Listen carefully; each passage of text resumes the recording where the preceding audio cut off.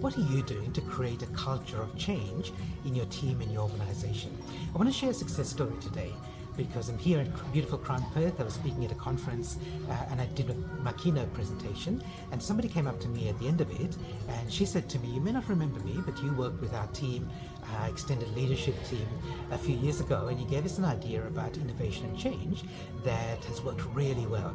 So obviously I like hearing people say that I'm great, so I'm going to share that story with you. So I do remember this client. They were going on a big initiative around innovation and change, and particularly being customer centric. And one of the things they did was they'd set up an online, what they called it, a suggestion board. So anyone in the organization, if they needed something done, they would post on the suggestion board, and then somebody else, maybe even outside their team in a different department, would see that and would ideally pick it up and take that on board and put it into action. So it's a great idea, but you might be able to guess what went wrong with it.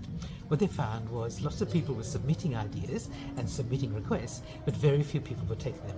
Not surprisingly, because of course everyone's really busy with their own work, and if they find time to do somebody else's work as well or implement somebody else's idea, that's kind of a bonus.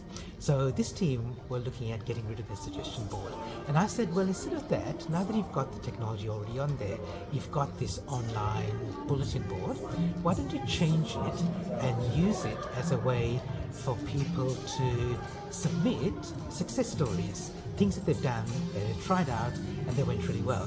And so they started doing that, and I checked in a few months later and they said, yeah, this seems to be going all right. And then today, this attendee said, this is really great, it's working really well now because people are sharing their ideas, they get lots of feedback on it, and other people are going, that's a great idea, we can do that as well. And that's the whole point. So the whole idea is to share your success stories, because when you're looking at creating a culture of change, you can't bring everybody else on the journey at the same time. You can't bring everybody on the journey at the same time. There'll be a few people who are really keen, a few people who are kind of thinking, okay, but I'll wait to see what happens. There are other people who you might need to drag kicking and screaming a little bit further down the track.